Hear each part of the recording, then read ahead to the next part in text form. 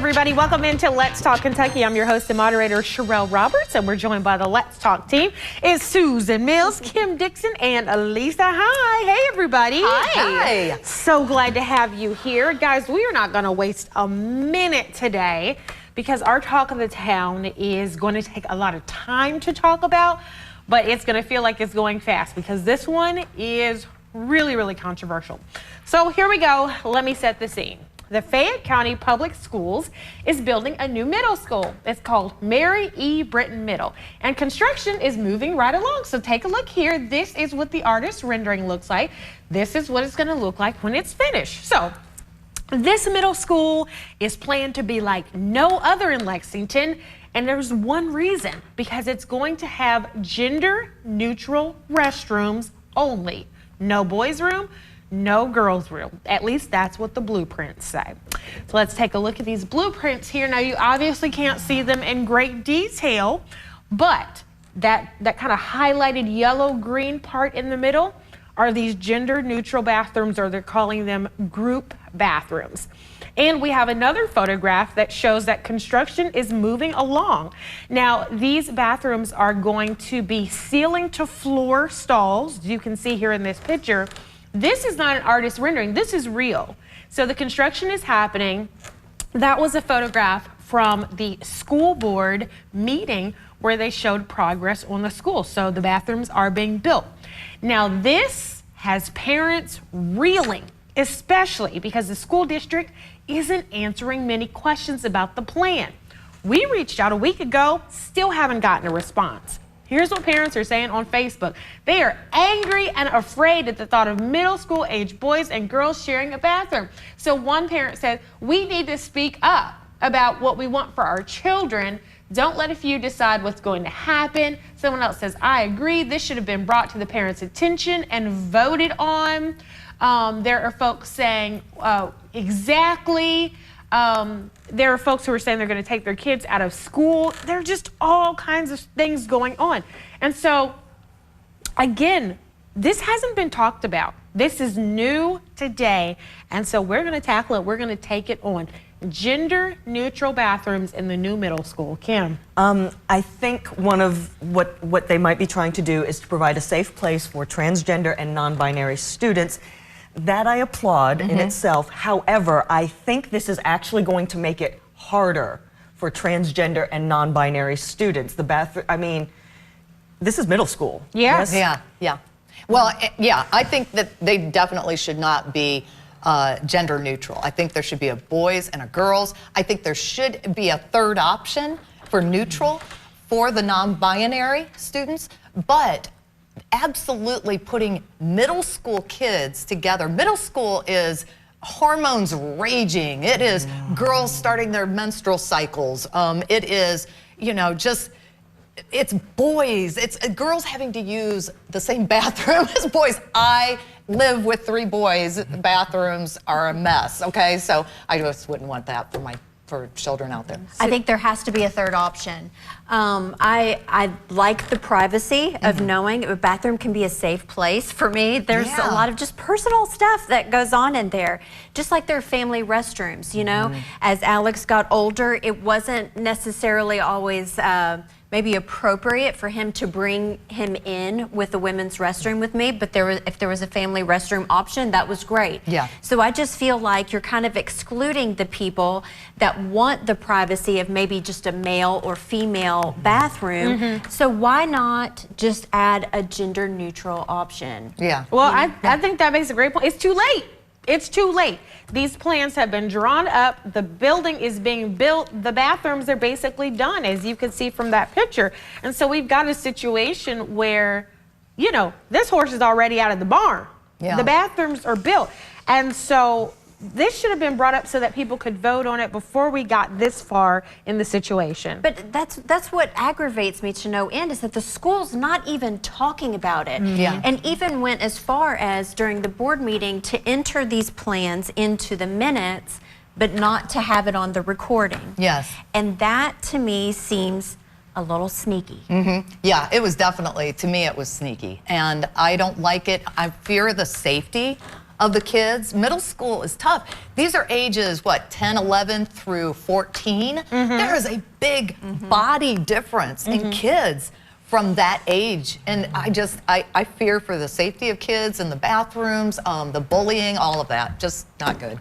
I think there's a lot of room for bullying, like you said. And I remember being young, and it was hard enough to be in a bathroom full of girls. Right. You know, partially because of that developmental Yes. issue.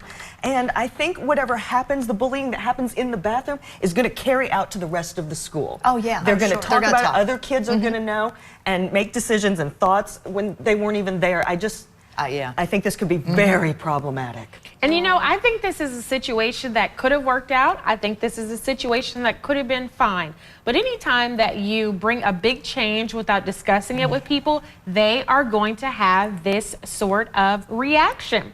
And so now we have this situation that's happening with no explanation, and people's minds are running wild. If you look on Facebook, there are people making it political, blaming it on the governor. Like, what? What does that have to do with anything? There are people who are saying that they want to pull their kids out of schools because they would rather have them to not be in school than have to go to a gender-neutral bathroom. All of this could have been avoided by having a community conversation. And so here we are today with this news just coming out. The schools are going to be running behind to respond, and parents are already angry. And so just one of those things, like, if you're going to make a little change if you're going to change the chicken nuggets in the lunchroom, you need to talk about it. You know what I mean? And so now we're talking about something this big. We probably could have avoided this by just having a talk. Yes, So, absolutely. Really interesting. We're, of course, going to continue to watch this, but we wanted to have this talk today because it's happening today. Whew. All right, everybody, stay with us. Coming up after the break, it'll be the Countdown Convo. This show's not getting any less spicy today. Stay with us.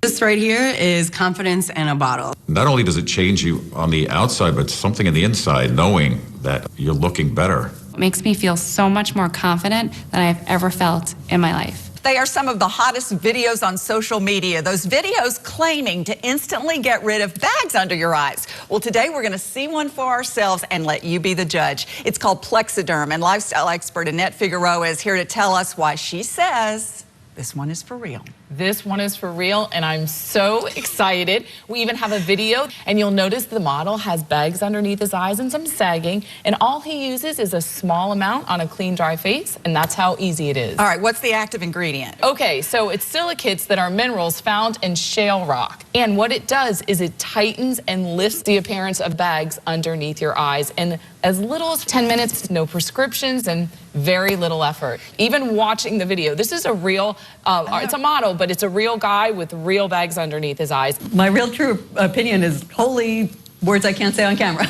This is absolutely unbelievable. I mean, I could feel it just lifting my skin. It was amazing. It feels good. Feels great. Looks even better. And I did this to my father. We were at home. So we applied it to his under eye bags. And let me tell you, we were so excited. In under 10 minutes, they visibly disappeared from view. And now it is literally part of both of our daily routines. He calls me every single month saying, "Hey, Annette, I'm out of Plexiderm, please send me more." And not only does it work on the bags, it works on the appearance of crow's feet, fine lines, and wrinkles. The way you want to do it is you want to have a clean, dry face. You use a small amount because it's so powerful. You have high school reunions, you have events you want to go to, you want to look years younger, this is it. At our $14.95 price, it's the best way to try Plexiderm and see it work for yourself after your first application. Your solution is at plexidermtrial.com or call the number on your screen. Hey everybody, welcome back to the show. It's time for the Countdown Conversation. This is part of the show where we discuss as many topics as we can in 6 minutes. All right, first up, measles. So measles is just breaking out across the nation. And this sounds strange because most of us were vaccinated as kids. I remember getting vaccinated in middle school. You went to the lunchroom, you had your lunch, and then you got in line into the nurse's office and they stabbed you. And it was like all day, did you get yours yet? You know, it was like a whole thing. Well, a whole new generation of kids have opted out, putting them at risk for measles now. Okay, so here's where it gets controversial. Some people are arguing that if your kid is unvaccinated, they should not be able to go into a school that's having an active outbreak. What do y'all say? Oh, buddy. Oh, buddy. Yeah. All right. Kind of up to healthcare is a choice. Right? Yeah, it is. And so we talk about this, and we really just kind of drive that issue home. And so if it's your right to go in and to have a public education, you know, whether or not there's a measles outbreak.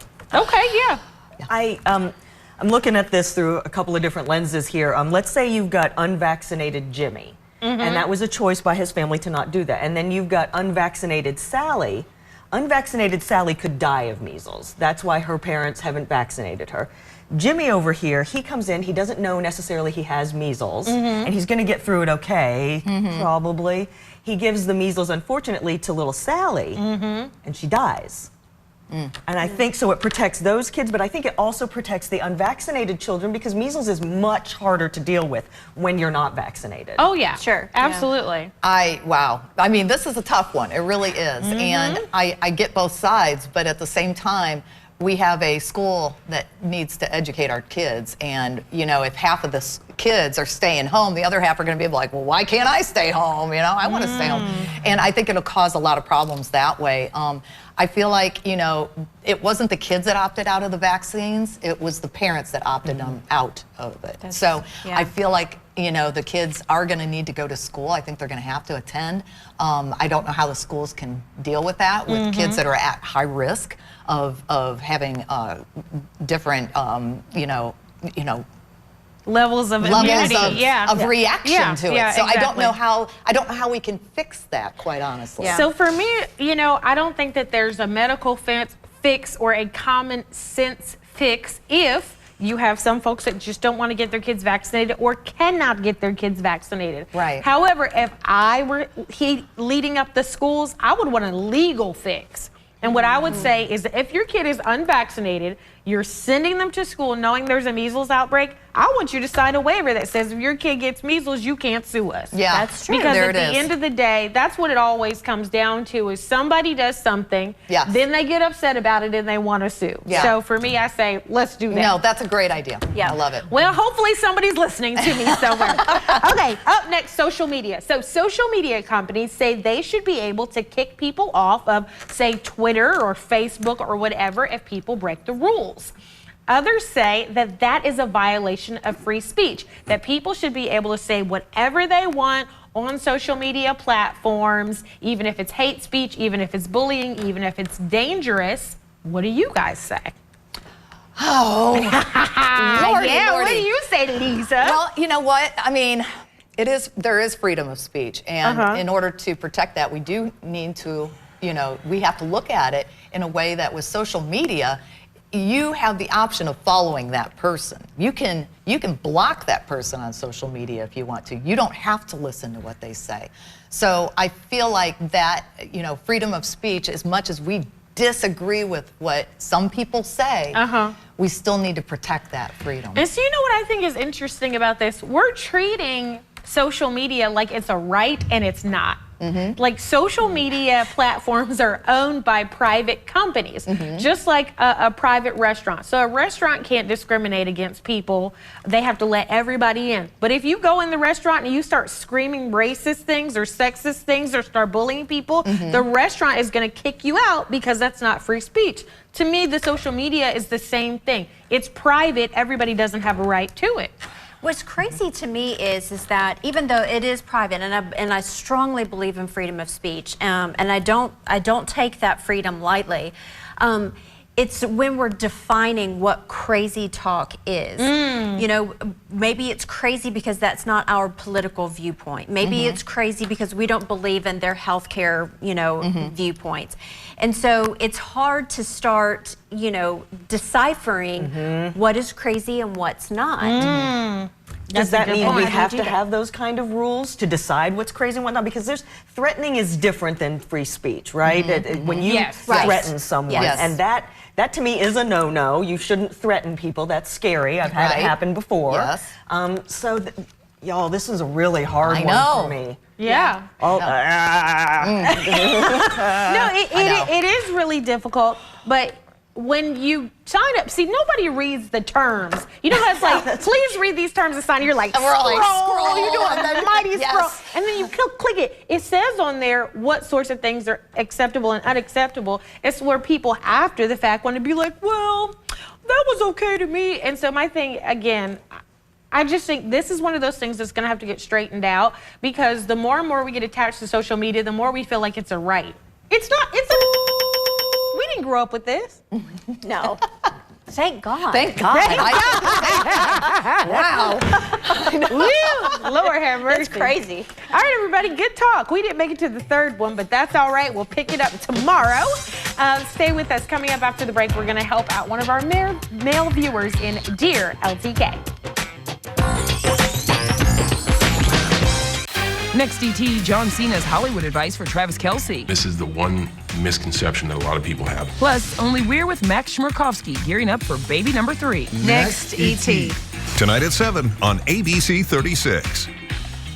I was driving on the highway. As I came to a stop, a car rear-ended me. Dealing with Morgan & Morgan was very simple for me. The process just seemed so easy because I didn't have to go anywhere. Everything was electronic. I used DocuSign. I was surprised how easy it was.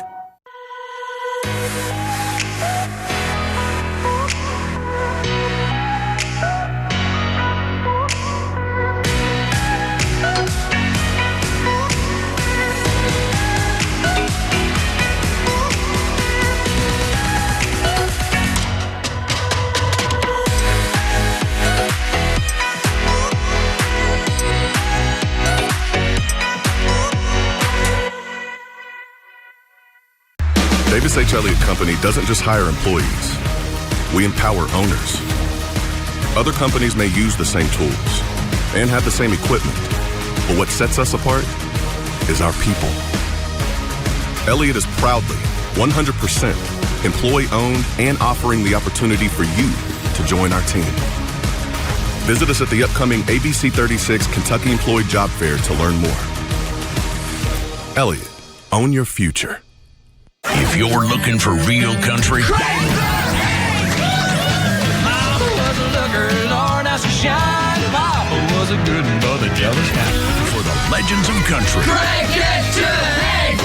that's what I'm talking about. How about you tell me the headlines?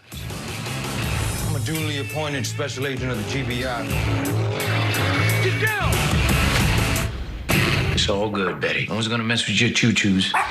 New Will Trent, tonight on ABC. Hey, everybody, welcome back to the show. So it is time for something we call Dear LTK. This is a segment where we answer questions for our men viewers. And let me tell you, you guys just really get into situations. And we do our best to answer the questions. We do our best to help you. Sometimes I think we confuse you more than we help. But here we go. Here's today's. All right. Dear LTK, I don't want my in-laws to stay at our house when they come to visit. How do I break the news to them and my wife? Oh, How long boy. are they visiting? That makes a big difference. Yeah, that's true. I'd be more afraid to tell the wife than I would the in-laws, quite honestly. You know what? When you marry someone, you also marry their family. And so you're marrying into the family, and that becomes your family. And sometimes it's hard, but you know what? It is his house. It's his house, his rules, you know? It'll make it for a difficult marriage if you don't allow certain family members in and certain are allowed to come and not allowed to come. You're going to have problems. So it's interesting because the way this question was posed leads you to believe they stayed before. Right. And he's like, how do I break the news to them and my wife? Does he have to break the news to them, or can he just let his wife handle it? Is that the chicken way out?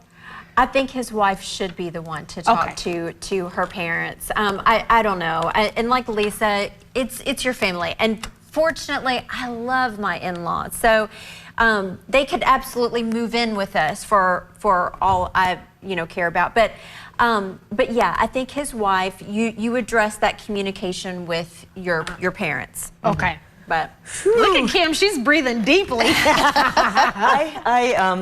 have experience in this situation with my parents. My Nana, who was my dad's mom, she would come and stay with us generally for about 6 weeks at a time in the summer. Ooh. That's a pretty long time. It is. And Yeah. she had this habit of after dinner every night, when it's time to do the dishes, she would have to go to the bathroom. Every night that we cooked dinner, and she'd be in there a good 45 minutes, you know, and when she came back out, the dishes are all done. And there were other things, but I think that was really hard on my mom. And what happened was is she just stewed at the end of the night. I could hear her down the hall. Nana was in a different spot, and she just let it all out every night to my poor dad. Yeah. So I think it is one of those things that maybe you learn to live with or vent or create rules that I'm moving into a hotel for 6 weeks or something. Right. And I don't know, yikes. This is, You do have to protect your marriage, though. So where Lisa's like, you're marrying the in-laws, I agree with that, but I disagree. Because if you know that you don't get along with them and you bring them into the house and it can create a situation where you guys get into a conflict and clash, that can make things even worse. I think it's going to be less awkward to say, hey, you guys know we don't get along. How about we put you up over at the Residence Inn or whatever, versus it getting really ugly. That might be less awkward. Yeah. It might be. I think you're right. Or just spin it, you know. We want you to be the most comfortable See, there we go. possible. So Yes. we've Empty arranged the spare this. bedroom. Yes. Or you could start a renovation project in the bathroom and be like, oh, our bathroom's all tore up. You That can't never even- ends. The never-ending renovation of the bathroom. That's what it is. Let him stay one night and just wreak havoc. And that's a good point. I think maybe limit the time that the in-laws are there. You know, if you know you can start to fight, then all of a sudden, you know, okay, one day, not 6 days. Yeah, too long. Okay, so sir, we hope that helps. If not, we at least give you some funny ideas. So, all right, everybody, stay with us. Coming up after the break, we highlight our woman we're talking about and tell you why your McNuggets may be Wick Nuggets. Have you ever considered getting a walk-in tub? Well, look no further. Proudly made in Tennessee, a Safe Step walk-in tub is the best in its class. The ultra-low, easy step helps keep you safe from having to climb over those high-walled tubs, allowing you to age gracefully in the home you love. And now, back by popular demand. For a limited time, when you purchase your brand new Safe Step walk-in tub, you'll receive a free shower package. Yes, a free shower package. And if you call today, you'll also receive $1,600 off. Now you can enjoy the best of both worlds, the therapeutic benefits of a warm, soothing bath that can help increase mobility, relieve pain, boost energy, and even improve sleep. Or, if you prefer, you can take a refreshing shower all in one product. Call now, 1-800-443-7474. Are you new to Medicare? Have you recently moved or lost your coverage? Anthem Blue Cross and Blue Shield is here to make sure you get the right plan. Call us at 833-808-1530 for a one-on-one Medicare Advantage plan review. We'll help you compare options to make the most of your budget. How? We take all the time you need to answer all your questions, like, is my doctor in network? Or is my pharmacy included? And there's no pressure to sign up. Why? Because we understand Medicare can be confusing, and we know how important it is to get it right. That's why we're here to help. Call us at 833-808-1530 to learn about plans with the wide network of doctors, hospitals, and pharmacies from the brand you trust. At the end of the day, you'll know you've got the right plan. Never go it alone. That's our anthem.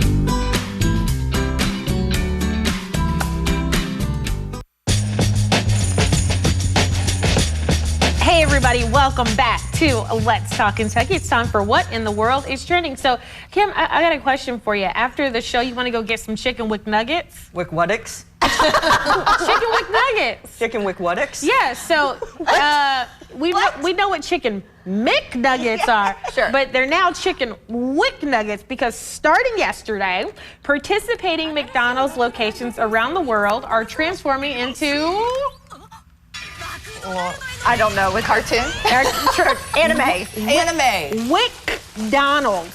So I guess in the anime world, in the fictionalized anime world, McDonald's is WickDonald's. Oh. And I guess, and so people are so into this that McDonald's has actually turned their arches upside down. And when you go and get a cup, it has a WickDonald's on there now. It does. It threw me for a loop. I was like, wait a minute. I know. I thought the logo was upside down. I go, wow, that's rare. I did not understand what it was for until you just said this, Sherelle. I didn't either. I knew it had something to do with anime. And I'm too busy to even worry about it. It was like, okay, whatever. I don't know. I was evidently drinking out of the cup all day yesterday and didn't know. And then somebody said to me today, like, oh, where's your McDonald's cup? And I was like, what do you mean? And they were like, you didn't notice that cup you were holding all morning said McDonald's? McDonald's. How long does this last? So it lasts until March 18th. So I guess these are kind of like collector's items. Remember that time the McDonald's turned to WickDonald's? So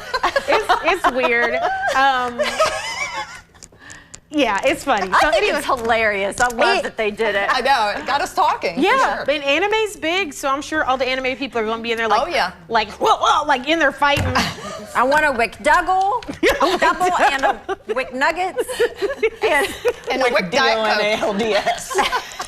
Okay, let's move on because I feel like this is about to go down here real fast. Okay, Wick Muffin.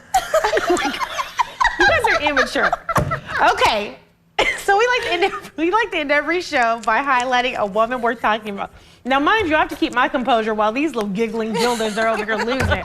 All right, we like to highlight a woman we're talking about. Today's woman is Morgan Eves. She is a lawyer and a former Richmond City Commissioner. She served from 2016 to 2018. She founded the Richmond Young Professionals Association, and she served on the Area Arts Council Board of Directors. She also ran for State Representative District 81 back in 2018. Yes, folks, she is young. She is doing all of this. And most recently, she was named as the executive director for the Kentucky Democratic Party. So not even 40 yet, just out here blazing a trail. Yeah, Morgan she is. Eves, you are a woman worth talking about. Yeah. Wow. Go, congratulations. Girl. Woo. Maybe she should celebrate by getting some WickDonald's. McDonald's. All right, everybody, thanks so much for joining us. We'll see you tomorrow.